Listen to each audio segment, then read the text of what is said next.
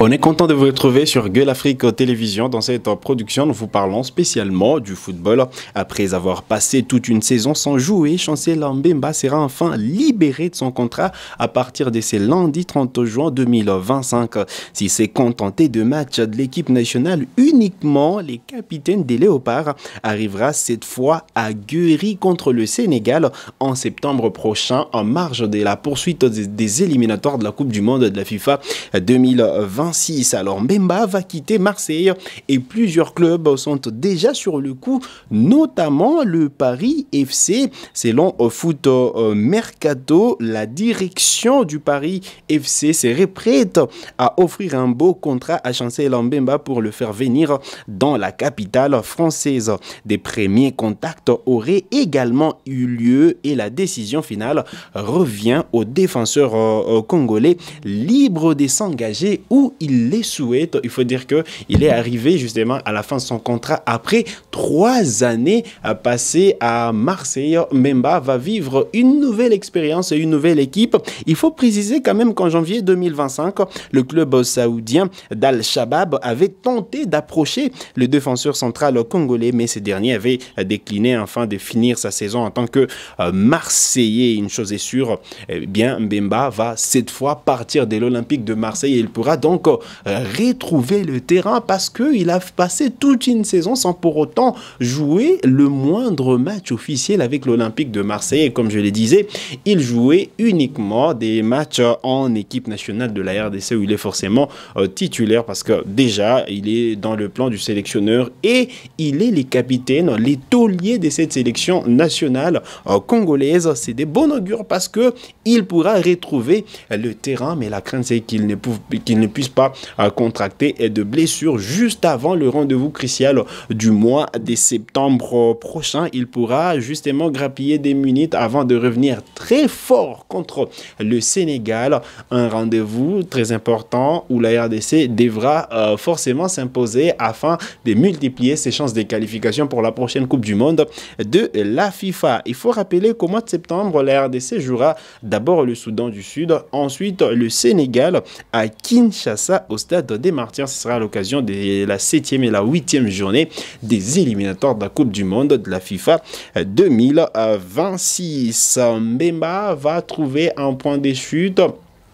Et donc forcément, il va changer d'air cet été et à partir du lundi prochain, le capitaine des Léopards sera libre de s'engager où il le souhaite. Allez, on va parler de ce partenariat entre la République démocratique du Congo et l'AS Monaco qui est désormais conclu. Il faut dire que c'était dans les tuyaux depuis plusieurs mois. Le ministère des Sports et Loisirs et l'AS Monaco ont officialisé leur partenariat pour une durée de 3 ans selon le club monégasque. Cette association ambitionne de contribuer au développement du football congolais et d'amplifier le rayonnement international du pays. La marque RD Congo, cœur de l'Afrique, sera visible sur la manche du maillot de l'équipe première de l'AS Monaco et sur la face avant de maillot des équipes de l'académie.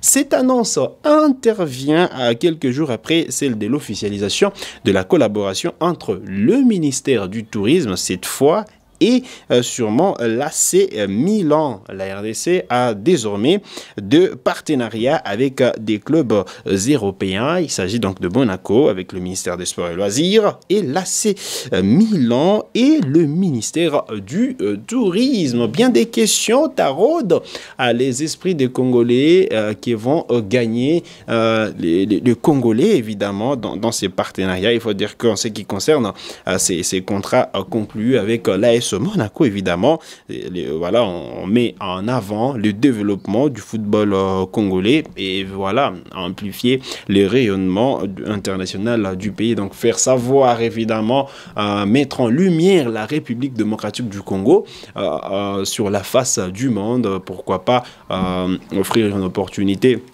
de faire connaître la République démocratique du Congo sous d'autres essieux et faire valoir évidemment les potentialités du pays des léopards. Allez, on va changer de chapitre pour parler du championnat national de football de la première division. Il faut dire qu'il y avait bien des matchs hier à l'occasion de l'avant-dernière journée de cette Illico Cash Ligue 1 qui est à sa 30e édition. Il faut dire que la course au titre est déjà lancée et voilà, Mazembe peut dire adieu au titre parce que les Corbeaux des Lubumbashi ne peuvent plus remporter mathématiquement le championnat national de football de la première division. Hier, ça jouait entre Mazembe et le FC Saint-Éloi Lupopo dans les derbies louchois. Il n'y a pas eu des vainqueurs, moins encore de vaincus. Le FC Saint-Éloi Lupopo a été tenu en échec par le TP Mazembe parce qu'il faut le dire, c'est Lupopo qui recevait Mazembe au stade Frédéric Kibasa Maliba. 1-1 a été le score en fin de cette partie. Lupopo qui a toujours ses chances de pouvoir gagner ce trophée de la Illico Cash Ligue 1. Les Cheminots sont toujours dans la course. Il y a Maniema Union et le FC Les Aigles du Congo qui vont batailler dur jusqu'à la fin de ces championnats nationaux. Mais Mazembe n'a pas encore dit adieu voilà, à la qualification pour l'Afrique la saison prochaine. Reste à savoir si Mazembe pourra jouer la Coupe de la Confédération ou encore la Ligue des Champions. Mais c'est déjà compliqué quand on sait que les Aigles du Congo sont les futurs adversaires de Mazembe. Ce sera à Lubumbashi, au stade Akamal City. Et donc, ça sera difficile et pour les Aigles et pour les TP Mazembe, bien que sûrement Mazembe part légèrement favori de cette rencontre. Alors, il y avait d'autres matchs de ces championnats nationaux, notamment à Kinshasa, entre l'AS Maniema Union et les Daring Club Motema Pembe. Cette rencontre n'a pas connu des fins normales parce que, évidemment, il y a encore une fois des actes de vandalisme et de, voilà, le supporter qui ont envahi l'heure des jeux alors que Maniema Union menait au score par la note des 2-0. On va vous laisser vivre les résumés de cette partie. Alors c'est Kalonji Mira qui travaille. Kalonji! Ce centre à Kitambala. Le centre de Mwangomola. Et ce coup de tête de Biggie Bello. À Musinga, c'est bien bloqué. Côté des SMP, il faut peut-être avancer avec des passes précises. Musinga Rachidi, le centre des Musinga. La tête de Nzungu Mafwana. Attention à la remise, faut pas mettre les gardiens dans de telles conditions, ça peut mal terminer. Kitambala pour Bomakinda. Le super sonique comme une flèche lancée en pleine lucarne. Ces ballons ne pouvaient aller ailleurs que dans le but. Le super sonique Just Bomakinda qui ouvre la marque. Un pour Maniema et 0 pour les deux clubs Motema Pembe. C'est un but sensationnel de Jean-Simon Makinda. Le supersonique. Regardez, après d'avoir ces ballons qu'on avait du mal à sortir, il a décalé par Kitambala. Il prend le temps de contrôler, d'enrouler la frappe en plein lucarne. Ouh là là, mais quel but! Regardez, la passe de... Il a pris son temps de regarder et de caresser le ballon. Lunanga ne peut que constater les dégâts, regardez. Ouh.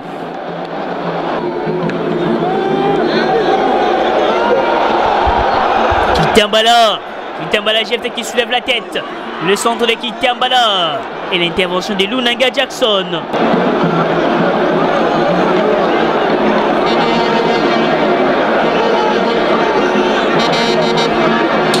Gala du Sedanat qui va peut-être fixer le centre de Sedanat. Kitambala.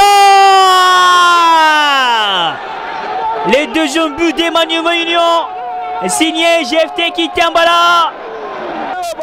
Une conclusion parfaite des mouvements collectifs des grandes classes.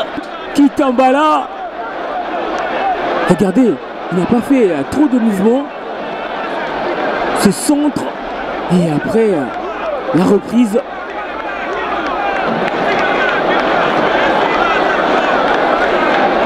Alors que Pindi était là, mais Kitambala, Kami plutôt.